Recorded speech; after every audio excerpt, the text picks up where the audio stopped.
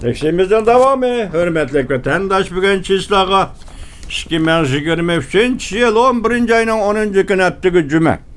Yukarıki leksiyanın devamı vatandaşlar. Şuna kılıp Ekber Esed Efendi Amerika'ya gelgen idi. Amerika'da açılgan bir kurs. Mesela yaş rehberler ve yak rehberlik ilişkileri iyi kişilerini terbiyeleş ve yak şunak bir kurska katnaşkan deyin keyin vatanga qaytgan Ekber Esed. O vaqtda biz bundan da xabar topolmagan ekanmiz. Keyingi voqealardan keyin ondan Ekber Esed'ning ismidan xabar topdik vatandoshim. Endi yuqoridan davomi mana shundoq.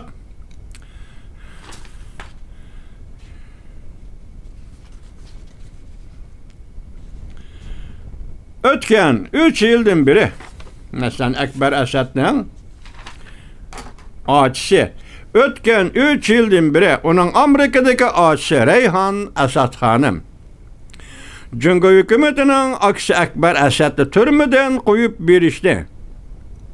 Onun Amerika'daki ağaçısı mı sanlısı mı şunu bilemedim. Geçirinler. Reyhan Esed Hanım Cungo hükümetinin onun aksi Ekber Esed'ni türmeden koyup berişini ve Cungo'nun Uyguristan'da mecburi gayip kılıp itilge bir nazar bent kılıngan 1 milyondan artık Uygur'unu ve başka sallayak milletle azalarını türmeden koyup bir işin çakırık kılıp geldi. Reyhan Esed Hanım çakırık kılıp geldi. Bu hattı yana 67 yaşlık Amerika grajdanı David Lynn 2006 yılı bir çirkov kuruş doğrusu iltimas yazganlık için Cungo'da muddessiz qamoqqa hüküm qilindi. Onun aile tavabatları onun türmüde horlaşqa uçrağanlığı işinidir. Bu xat tilga ilingan Cungo'da siyasi mahbuslarning konkret misalları yana Pop Wangtay öz chigalıdır.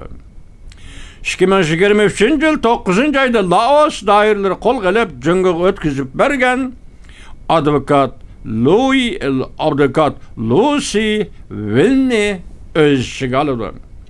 Gayip bulup ketkili 6 yıl bulgan kişilik hukuk qoğduqçı advokat Gavcishingni öz işigalıdır. Yani kanun hizmetçisi, fuqarolar hareketi başlamcısı Shi Ji Yong efendilerini yani kişilik hukuk qoğduqçı advokat Deng Jashi Hong Kong Alma Gazete tesis qılğıçı demokratik faaliyetçi Li Jiyingni ve Hong Kong Demokratik Okuqçular Hareketi'nin daisi Hong Kong Halk İradesi Teşkilatı'nın başlığı Huang Jipeng qatarlıqlarını öz içine aldı. Bu siyasi mahpuslar bugün Prezident Joe Biden tarafından Reis Xi Jinping'in aldı koyuluş gerek.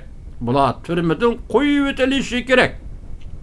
Fakat yukarıdaki sallı yukarıdaki adamlar bugün Amerika Devlet Meclisi çünkü komitenin reisi, ortak reisi Jeff Merkley ve Chris Smith Efendi ortak reisliğine partiya guruhlardan alqıgan ortak reisliğine yukarı bir parça xat Prezident Joe Biden'a yazıldı. Perşembe günü. Devlet Meclisi çünkü komitenin Prezident Joe Biden'a yazgan xatida siyasi mahpuslarının tizimligini ortaya koygan çağda yukarıdaki misalda sanalgan kişiler tizimligini alayda tilga aldı. Hem de Amerika Qo'shma Shtatlar hükümeti amaldorlarining har qanday bir fursat Cungo hükümeti amaldorlariga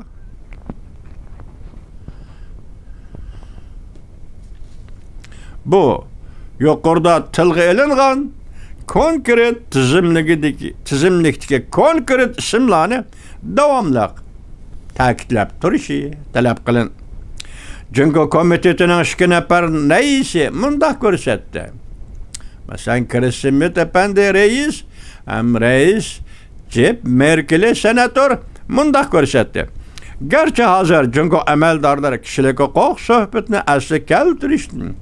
Bisharat bergan bo'lsa, mushaxatda tilga ilingan siyosiy mahbuslarni quyosh nuri bilan uchrashtirish biz uchun hammadan muhimdir.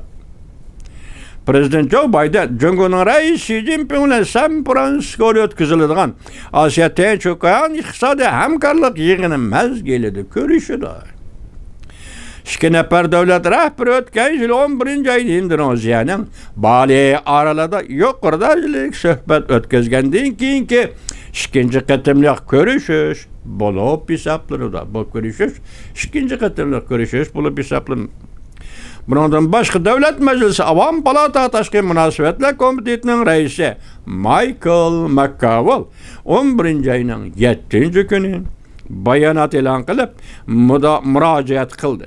O mundaq dedi: Jungoda nazar band qilishga uchragan Amerika grajdanlari Aqsaray ko'ngil bo'ladigan muhim ishlar.